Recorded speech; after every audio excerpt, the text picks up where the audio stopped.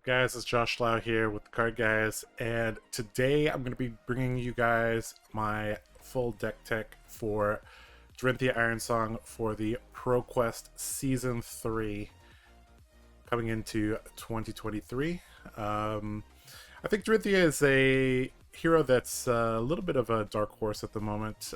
She's been getting some nice upgrades in the last few sets, and with Prism going away and the current metagame not being too favorable to ultra defensive decks, with Starvo being gone and the prevalence of unmovable at its lowest ever, this is a good time for Dorinthia, I think, and is a hero that is really a knowledge check for your opponent. If they do not understand how your hero operates, a tuned deck with a strong pilot is just going to run them over. And even if they do know how to play, this deck still has more than enough legs to get over the finish line. All right, enough wasting time. Let's take a look at the deck.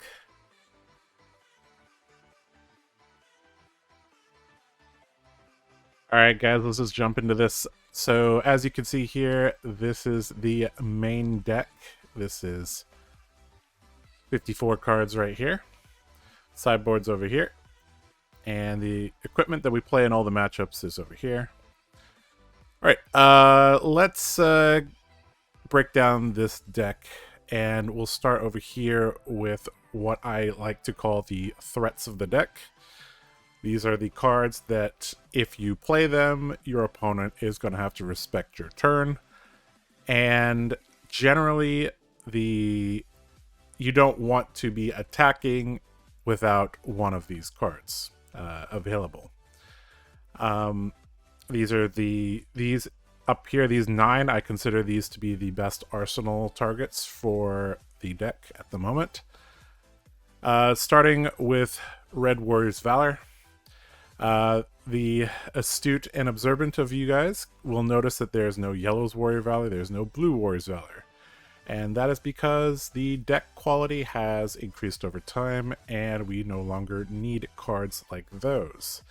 Red Warrior's Valor, this is bread and butter card, synergizes with all of your attack reactions, obviously.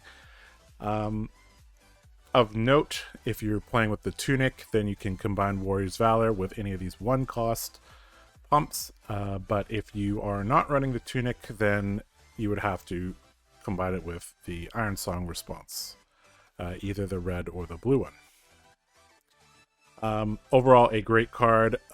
This is kind of the core to executing a triple hit combo, because this will give you one source of go again. Your bolters will give you the other source of go again as well. Similar to Warrior's Valor, we have Spoils of War over here. Spoils of War is an excellent card because it gives you unconditional go again. As you can see at the moment, there's actually a lot of sources of unconditional go again. We have Spoils of War, we have Run Through, we have Hit and Run, Glint, Precision Press. There's a lot of sources of unconditional go again, and that makes cards like Command and Conquer, Pursuit of Knowledge, Twinning Blade extra deadly. And as such, obviously, we're going to play all 3 copies of Spoils of War. The only difference between Spoils of War and Warrior's Valor is that Spoils of War comes in for 1 less. So against certain decks, it'll be easy for them to present just their armor to deny you Reprise. So you're going to have to kind of look at their armor and determine whether or not you need to wait for Warrior's Valor, or whether or not you're okay with Spoils of War. Over here we have arguably the best card in the deck, Steelblade Supremacy. Gives your weapon a buff for the whole turn, allows you to draw cards. This is the best, probably the best card in the deck. This fuels a triple hit combo. This allows you to present a lot of threat. This allows you to end your big turns with an arsenal to follow up on the next turn. This is the card that generally you're never going to be blocking with. This is an excellent arsenal target. Obviously, this will there's much higher chance of this hitting if you set up a little bit either with the energy potion or with the singing steel blade, or a, you know, just a combination with Warrior's Valor if they're not a deck that's running a lot of 3 blocks, because Warrior's Valor plus Steel Blade Supremacy plus Dawnblade is already 8, and it can be very, very difficult for them to block, you know, 10, 11, 12 if their deck's not set up for that. Finally, over here, kind of like, I guess it's not that similar to these, but it's just a good card to have, is Command and Conquer. This is a card that throws your opponent off, and if you kind of notice, if we just played the cards kind of here, kind of on this top section, then we're playing very, very straight up. And Command and Conquer, you know, Route, Run Through, Determination, Pummel, Pursuit of Knowledge, these are all cards that throw your opponent off balance and just makes it much, much more annoying for them to play against you. Command and Conquer, obviously an excellent follow-up to any of the unconditional go-agains that we have. If we're in a matchup that we're running Tunic, Command and Conquer Pummel is also a play that we can make with just a blue. And just in general, this is this basically will, as soon as they start seeing cards like CNC, they see you pitching Route or Determination, blue Steel Blade Shunt, it changes how they have to play the game. And, you know, against strong players, this card is really, really, really important because it just makes their blocking math much, much harder. And, you know, sometimes you can catch them with a D-React in Arsenal and a D-React in hand, and you might be able to, if you present a turn that's not so threatening, but it has go again, you might be able to get them to just, you know, even block it, and then you can come in with CNC and hit them. You know, blowing up their arsenal and their D-React. So, you know, getting off a good CNC is a good way to win the game as well. All right, so over here we have our 12 threats. Let's move on to this middle section here. These are our red pumps. These are kind of, you know, bread and butter of Warrior. Starting up here, we have 2 copies of Red Iron Song Response. The 3rd copy is over here on the sideboard. Iron Song Response is just a great card. However, you don't want to play it in all matchups, or you want to play them in all matchups, but you are less likely to get value from it in all matchups because, you know, they're not incentivized to block until late game. But this is a very important target for Singing Steel Blade because it doesn't cost any resources, and as Warrior, as Dorinthia and in Warrior in general, you are very constrained on resources. So the difference between 0 and 1 is massive. Of note, you can play Iron Song Response even if you do not have Reprise, just to get it out of your hand, or you know, cycle it if you need to. Because it oftentimes, if you're stuck with 2 cards that are Reprise dependent, it becomes very, very obvious that you've gotten stuck with 2 cards that are Reprise dependent, and then your opponent is very, very heavily incentivized to not block. So sometimes you do just need to play them for no value to get them out of there. Moving on to our 1-cost pumps, we have Out for Blood. Out for Blood is an amazing card. It is the most versatile of the pumps, and of note, Out for Blood will pump the next attack no matter what it is, whether it is a weapon attack or a CNC or a Pursuit of Knowledge. So if you come in with Out for Blood and, you know, they de-react it, you don't hit, that's fine. Your CNC now comes in for 7. So that's going to be pretty tough to stop. And, you know, Out for Blood combined with the Brave Forge Bracers can create a lot of annoyingness on your second attack, especially if you have a single counter. Next up, we got Puncture. This is a new card from Dynasty. This card gives you Piercing 1 on Dawnblade, and this creates a lot of weird math situations with Singing Steel Blade. Singing Steel Blade plus Puncture gives +5, so that can't be stopped with Think Below. Also, Puncture is one of the best value cards in the game. 1 for 4 is very above rate, especially for Warrior. And we're playing all 3 copies here because we want to find 1 ASAP, so we get some value out of our opponent's blocking with armor. Oftentimes, on your big turns, that's when they're going to be using their armor, and on the big turns, you're more likely to have a Singing Steelblade, right? So Singing Steelblade plus Puncture, easy +5, and yeah, that makes it really, really difficult to stop. Okay, next up we have Stroke of Foresight. Only 2 copies here. You know, this has kind of been replaced by Puncture, and as you can see, obviously we're not running Razor Reflex because of Puncture. Puncture is just better than those 2. Stroke of Foresight, this is a card that allows you to set up your draws, so if you have a sense that your opponent doesn't have D-React, you can go Singing Steelblade into Stroke of Foresight when you have Supremacy active, assuming you have Gogen, to set up the draw. And this can also fix your hands when you need to play Overpower. This can give you the blue that you need to. Just a good card. You know, a little bit. This is an old school WTR card, so you know it's starting to show its age, but it's still relevant at the moment. Finally, in our main deck, we have 1 copy of Rout. This is the card that, you know, puts fear into your opponents, and this is the card that often deals the killing blow.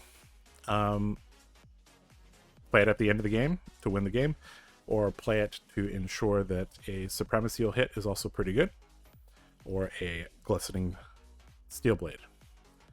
Yep, so that's the core pumps that we have. Obviously, we have some extras in the sideboard, but we'll talk about that when we talk about that. All right, so that is the red cards. All right, let's talk about the yellows here in the middle section here.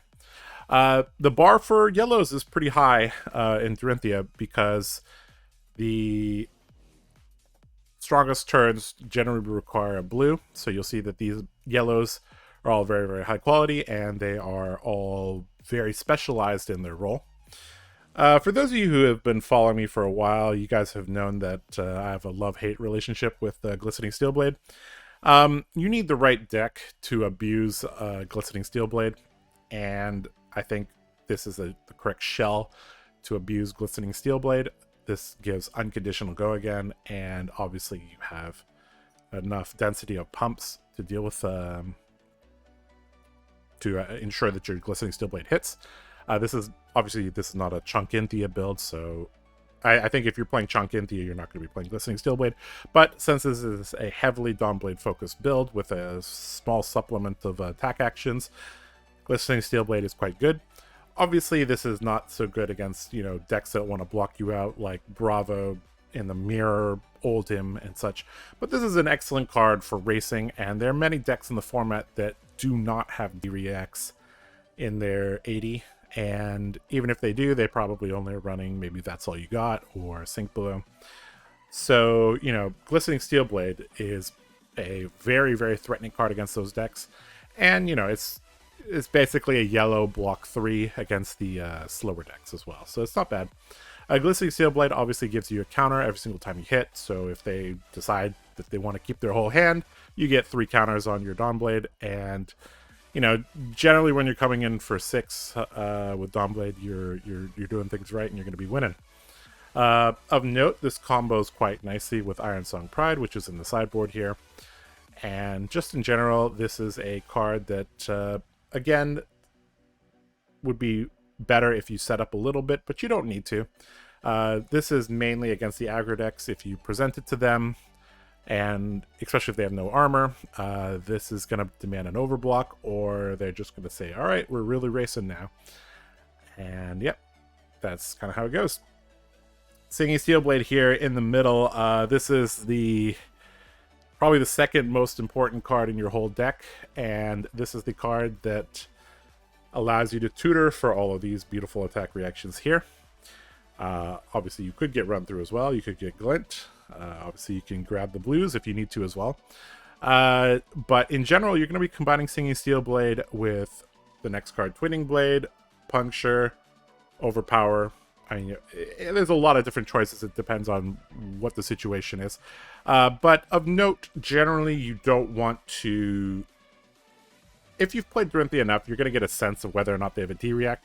So generally, you don't want to run your Singing Steel Blade into a Sink Below, because the chance of you getting over, unless they blocked with armor, is low, or unless you're overflowing with resources and you can pay for overpower as well. So yeah, Singing Steel Blade, core card of the deck. Keep track of how many you've pitched as well, because your opponents, especially high-level opponents, are also going to be keeping track of how many they've seen and how many you've pitched. As soon as you've blocked with one and maybe pitched one or two, your opponent can know for sure that you do not have a Singing Steel Blade, and that allows them to kind of make you either have the Twitting Blade naturally or have the overpower naturally, and they could kind of pick how to defend in a much more efficient manner. So in general, Singing Steel Blade is a card that you need to keep track of very, very carefully. Twitting Blade, this is another card that you need to keep track of very carefully. This is the card that allows you to go around over blocks. This allows you to hit 3 times on a supremacy turn. This is the card that pairs very nicely with all of the unconditional go again, like Spoils of War, Run Through, Glint, that's in the deck. And this is not a card that you need to play 2 or 3 times in the game. Like Singing Steel Blade, you obviously want to be playing 3 times in a game. A single Twitting Blade often just wins you the game if timed correctly and pulled off for max value.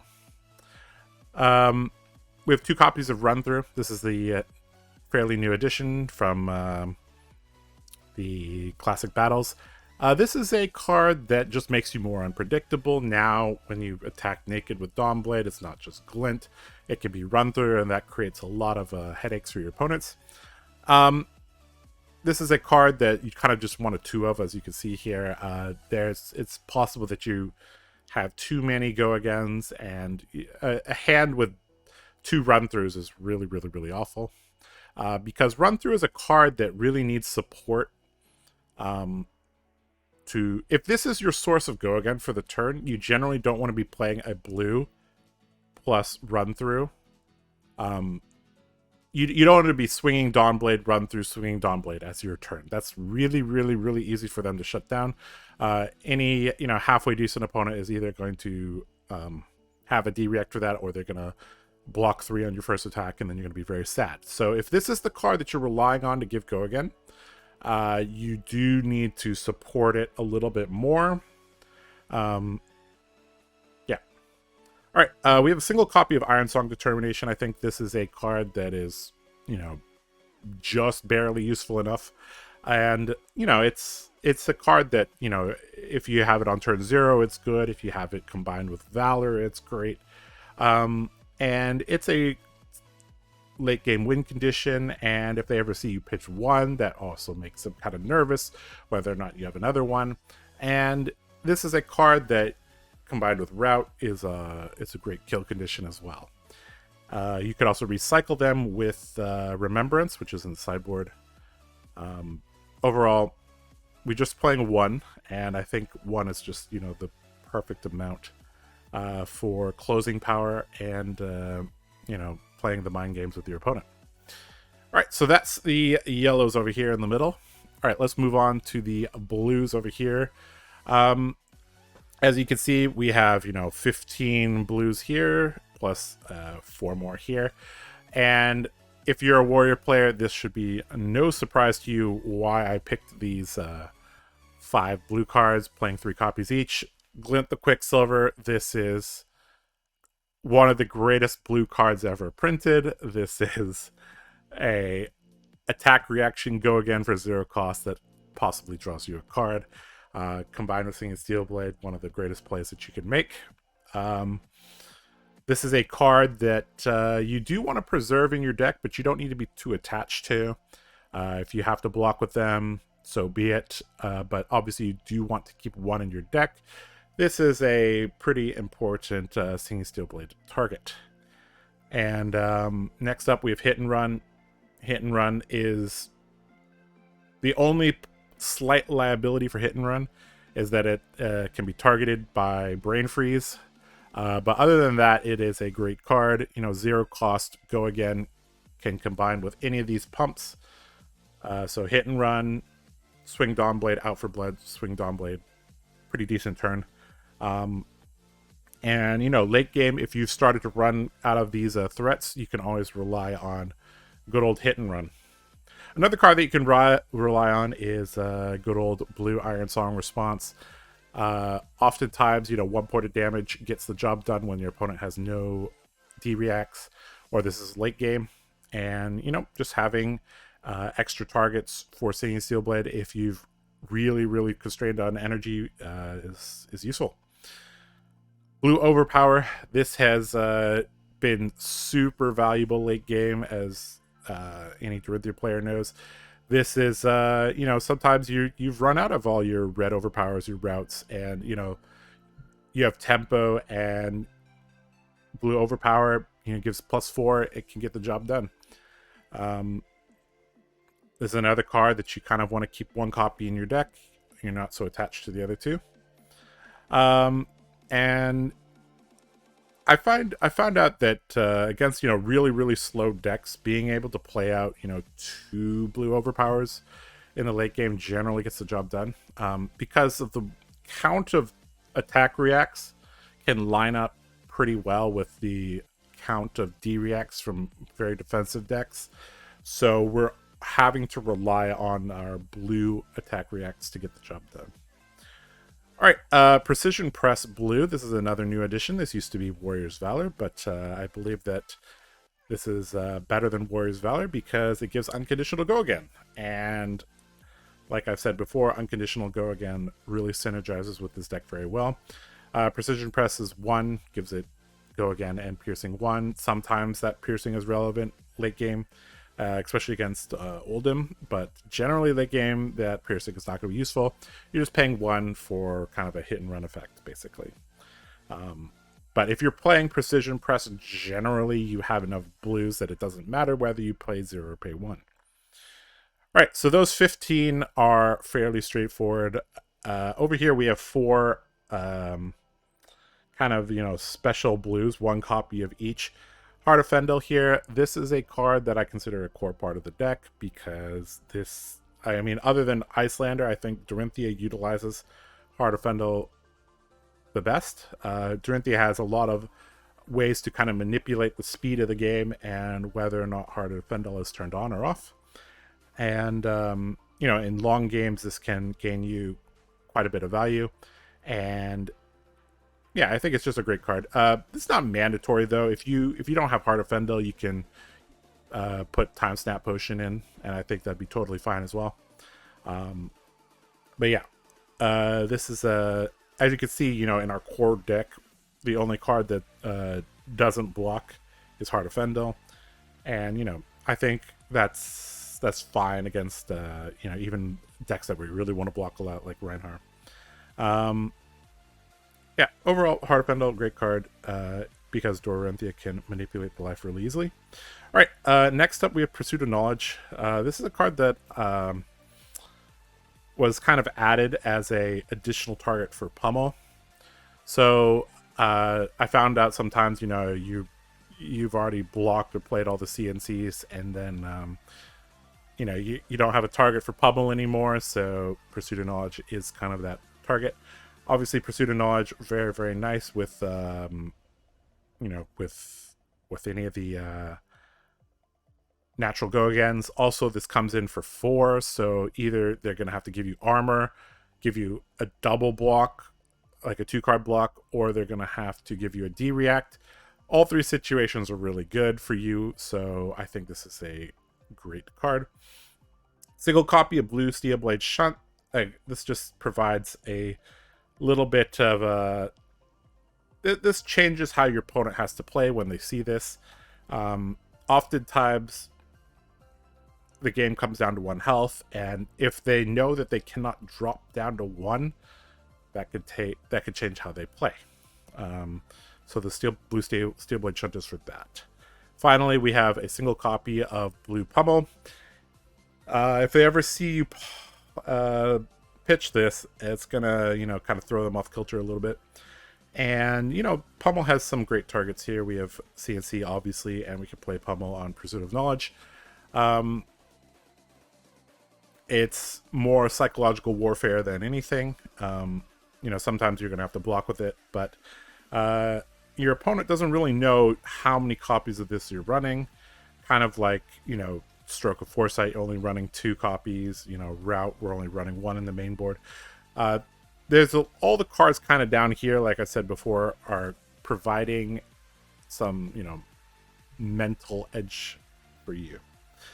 All right, so yeah, in total we have 19 blues. I think that's a decent amount for matchups where you have to be, a bit more aggressive, but we do have some extra blues on the sideboard that we can add if we need to. Over here we have the equipment. These are the 3 pieces of equipment that I'm going to be playing in all matchups, all 17 matchups. Obviously, we're going to be playing the Dawnblade in all matchups. This is a Dawnblade focused deck. We're not running Jubil. We are not running Dawnblade Resplendent. Those are cards that are cute, but they really don't provide enough power, in my opinion. Jubil, I know some people have tested Jubil, and there's kind of an issue when you test Dorinthia that you can get a false feedback loop if you play against bad players.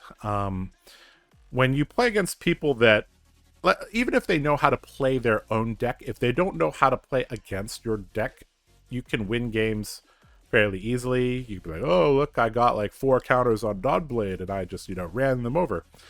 That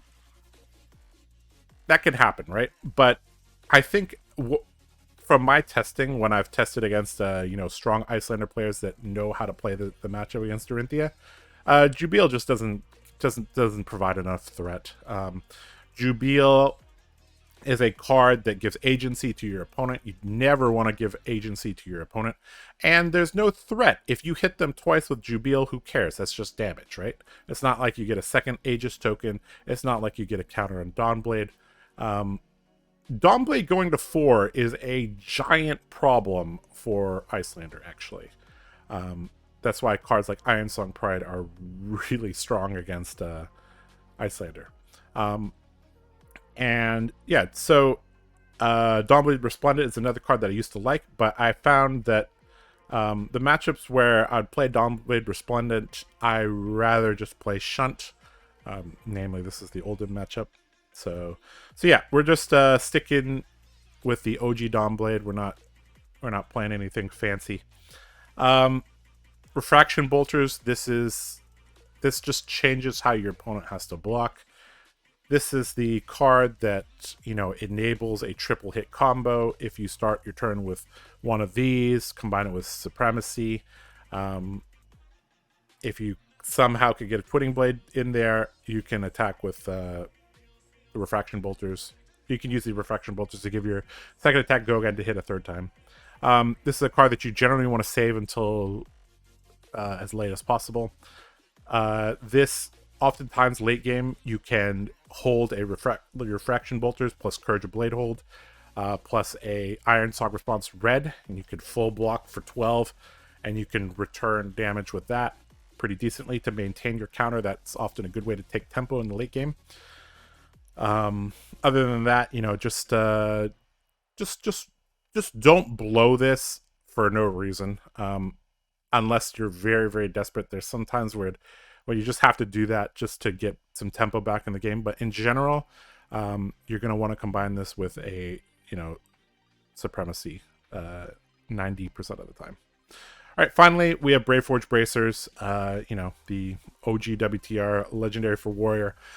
This just gives you an energy sink and allows you to, come in for some awkward breakpoints. Sometimes you have extra energy sitting around because you drew a card off of Supremacy and you didn't really need to, you have nothing else to pay for things. Also of note, using this, you're gonna want to change how you use Braveforge Bracers based on the level of your opponent, because if your opponent is paying attention and knows the matchup very well, whether or not you use this card tells them a lot about your turn. Especially if you're an experienced Warrior player, you can't be like, oh no, I forgot to use my Bracers. No, there's a reason you didn't use your Bracers, right? So, depending on the level of your opponent and how much mind games you want to play, sometimes you'll use them when when you actually need the resource. Sometimes you won't use them when you actually, you know, some how think carefully about how you use this. And generally, you want to know whether or not you're going to use this. Uh, you want to calculate whether or not you're going to use Brave Forge Bracers during the attack reaction of the first attack, because if you wait too long to think about bracers, it gives way too much information to your opponent, right? So if you bracers quickly or consistent timing, that'll be better than sometimes using bracers really quickly, sometimes using bracers really slowly. So that's why even if you know that you've pumped and your attack's going to hit, don't go to damage immediately. Just hang out, think about your Brave Forge bracers before damage.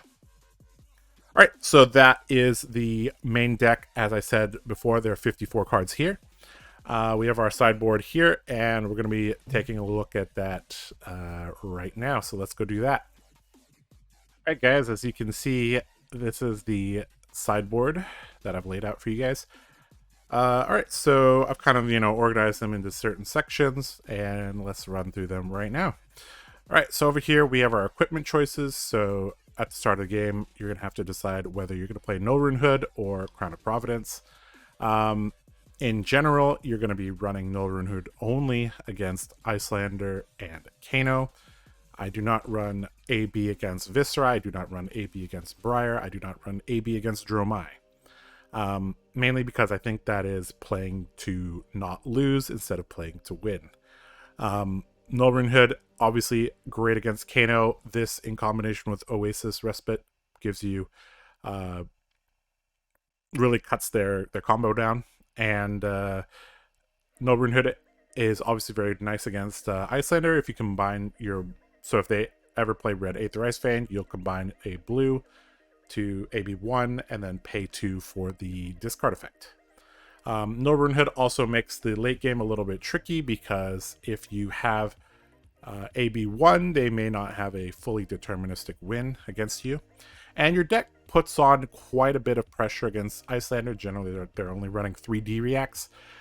So you could put a ton of pressure on them with Nullrune Hood. And, you're also going to have your bracers plus your refraction bolters that are going to give you, over the course of the game, 4 extra health there, right? So Nullrune Hood is all we really need against Iyslander. And, obviously we would prefer to play AB3 bolters against Kano, but the decks is just not... there's just not enough slots for that. And I don't think Kano is going to be a giant part of your metagame. If Kano is a larger part of your metagame, you could change up the sideboard a little bit. Add extra Oasis Respites in, cut some shunts if you need to. But yeah, so that's basically how I use the head slot there. So the main decision for you when you sit down and play Dorinthia is whether or not you're going to be sitting down for a Tunic matchup or a Courage of Bladehold matchup. So I'll kind of give you the cheat sheet on that. The Courage is for quicker matchups, and for matchups where the block value is more important, or for matchups where we have to hedge. We're not sure if it's going to be a fast or slow game. We just have to hedge towards it being a fast game. So those are matchups like against Reinhardt, against Dash. We're not exactly sure if they're playing Claws or Club. We're not sure if they're playing Boost Dash or Control Dash. As such, we just play Courage as a hedge against both of them. Tunic, this is used whenever you bring in shunts or if the game is going to be a slower game.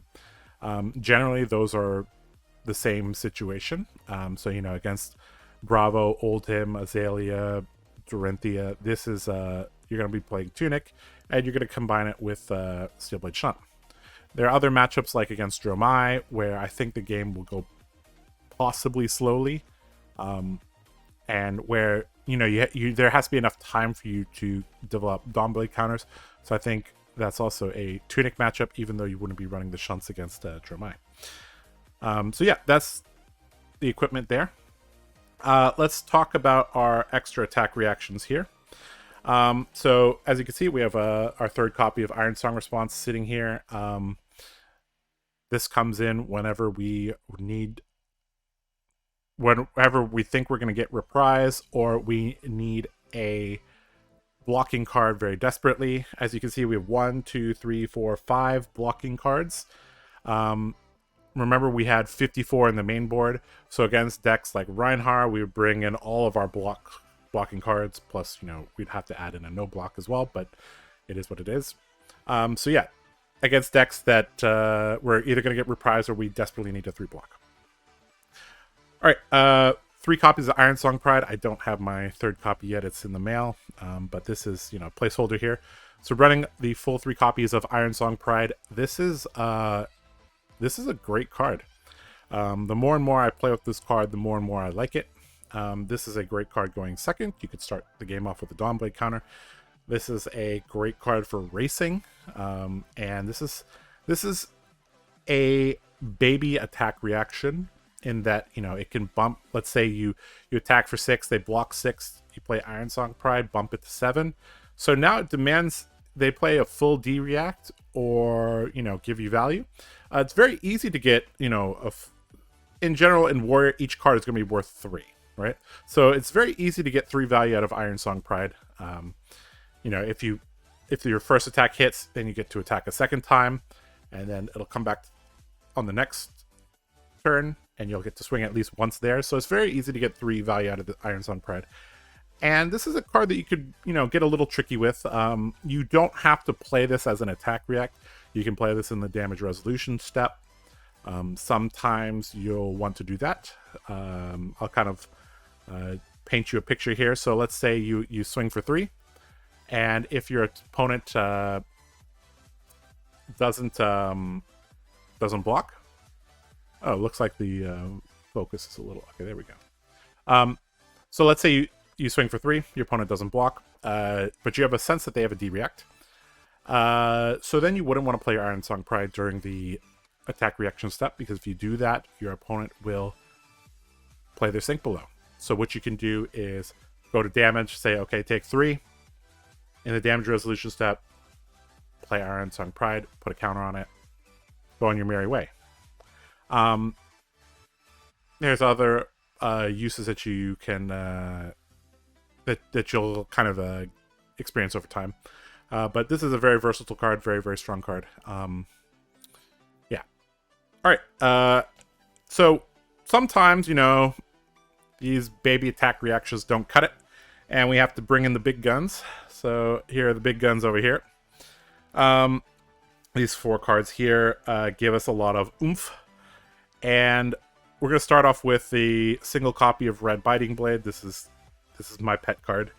This is a card that I think just having 1 in the deck is the perfect amount, because if you search Biting Blade with Singing Steel Blade, that gives you +5, kind of similar to Puncture, but you're going to have to pay an extra resource for it. But I think that's fine, because if this is also the best attack reaction on a triple hit combo turn, because this will be 2 for 6. So if you're ever resource constrained and you think you're going to be able to hit 3 times, Biting Blade is an excellent card there.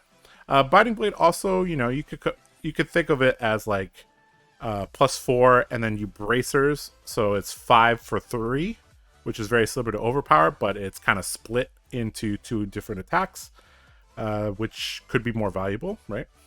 So I think Biting Blade has a strong purpose in this deck, and this is going to win you some games.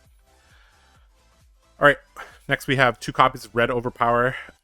This is the card that allows you to go over big blocks. This allows you to get through Sink Belows. This allows you to challenge raw staunches. This is a card that obviously, if you can get reprise, that's great, but you don't always have to get reprise with this. This still, in terms of card efficiency, this is very, very card efficient, right? Normally you would have to play 2 cards to get 6, but Overpower is just 1 card for 6.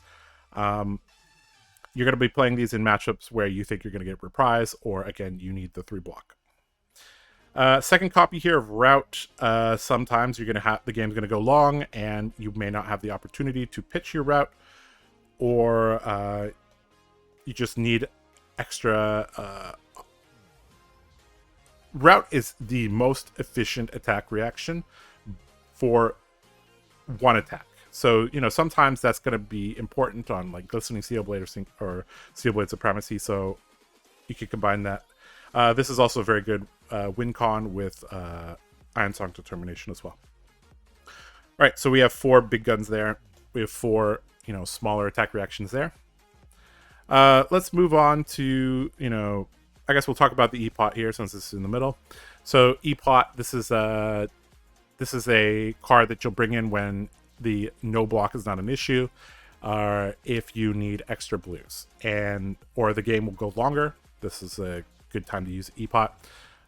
E-Pot allows you to run with 5, 6, or even 7 card hands, and this is extremely important if you need to triple hit combo against people. Often without an E-Pot, you just won't be able to do that against competent opponents without E-Pot.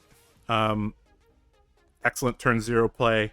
Excellent follow-up for all your unconditional go again, except against Oldhim, because they're going to ice react that away. So obviously you're going to just play out the E-Pot raw. You're not going to try to go Spoils of War into E-Pot against Oldhim. Yeah, good card. Enables a lot of good strategies, and allows you to make fancier plays with your equipment as well. All right, let's talk about our defensive cards. And as you can see, we have 7 copies of Steelblade Shunt here. Remember, we have a single copy of blue Steelblade Shunt in the main deck, so actually we're running 8 Steelblade Shunts, which I think is the right amount for psychological warfare. Against Oldhim, if they go to late game and they count that you have 8 shunts, they're gonna freak out because they're like, okay, there's a 9th one somewhere, right? No, there's actually not a 9th one, but it's gonna freak them out quite a bit. So yeah, the red Steelblade Shunt, the yellow Steelblade Shunt, the blue Steelblade Shunt, they're all excellent in the matchups where they're needed. Against Bravo, Oldhim, Dorinthia, Azalea, Arachne, any matchup where you think you're going to need these, it's fairly obvious when you need these, and obviously you're going to want to combine them with Tunic in those matchups. How you use Steelblade Shunt kind of depends on your opponent. Obviously, you want the Shunt to be hitting the weapon attacks as Oldhim, but you're okay if the Shunt is just, shrugging off Dominated Crippling Crush against Bravo. Yeah, so these are great cards to bring in, and often when we bring these in, we're bringing in a lot of other things. So we're going to have, almost basically our full deck against them. And yeah, so that just gives us some longevity. And generally when you're playing Steelblade Shunt, you're going to be going for a slower game, and you're going to be trying to time your offense with your Tunic.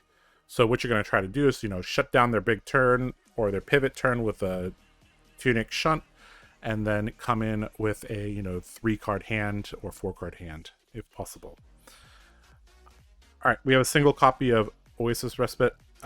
This is kind of my my acknowledgement that Kano exists, and that this is not bad against Oldhim. This can shut down a CNC Pummel. You could also probably play it against any of the other matchups where you would want Shunt. Oasis would be decent as well. This is a card that I could increase to 2 or even 3, depending on if Kano becomes prevalent. But yeah, basically this is against Kano. You just park this in Arsenal if you find it, and you target their Aether Wildfire, and you basically shut down 20 of their damage. So Oasis Respite, excellent card. Don't use it much, but when you use it, it'll have a big impact. Finally, we have a single copy of Remembrance. This is for those longer matchups. And remember that Remembrance cannot get back attack reactions. They cannot get back instances. They can only get back attack action cards. So generally, this is going to be Red Warriors Valor or Supremacy, possibly Iron Song Determination or Command and Conquer, depending on what's left in your deck. Those are all great targets for Remembrance. And, late game, oftentimes a Warriors Valor is actually more important than a Supremacy. So, just because, I said the Supremacy is your best card in your deck does not mean that it's the best Remembrance target, right? So generally, I'd be looking to get back the Red Warriors Valors. All right. That wraps it up. All right, so that was the sideboard for the deck. All right, let's go to the conclusion now. All right, so we just took a look at the main board and sideboard for Dorinthia Ironsong, my deck for ProQuest Season 3. I think a good way to go about learning this deck is also to watch the video I released earlier, a couple weeks ago, talking about all 17 matchups for Dorinthia. If you watch that video and arm yourself with this deck list and practice, I guarantee that you will have some success with this deck. And for those of you who are patron subscribers to the Card Guys, I have also released some handy cheat sheet cards for you guys to take a look at. So what you could do is, I got all the matchups here, and you can print them out and put them in, sleeves, put them in your deck box, and when you have to play against Reinhardt, you just pull it out of the deck box. It tells you exactly what cards to bring in, and I wrote a little bit of some strategy and some tips for that matchup. I think that's a good way to handle sideboarding with a deck, is to have some cards like this. They don't have to be as fancy as these, but it just creates less stress on you mentally when you just know, like, okay, I'm playing against Iyslander. Let me pull out this card, quickly read what to sideboard in and out, or just in this case, and quickly read a little blurb about what I should be thinking of going into that match. It also, includes the equipment that you're supposed to be playing, as well as, whether or not you're supposed to be going first or second. Complete guide. PDF files that you can print in the letter format or A4 format are available to the Patreons of the Card Guys. So I guess it just wraps it up. For those of you going into Season 3 playing Dorinthia, I wish you the best of luck. I think this is, even if you don't use this exact deck list, I think there's a lot of ideas here that you may be able to incorporate into your own deck lists. But yeah, if you just want, the most straightforward, like, all right, Josh, give me the deck list, tell me how to sideboard it. Well, that's what this video is for, and the guide on the Card Guys Patreon page is for. All right. Again, if you want to learn more about the matchups, go watch the matchups video that I did. If not, I think that's just going to wrap us up. All right, this has been Josh Lau with the Card Guys. Hope you're having a good day. It is the start of 2023. This is another big year for Fab, and I hope to see you guys around at some major events in the future. All right, see ya. Take care. I'm out. Bye.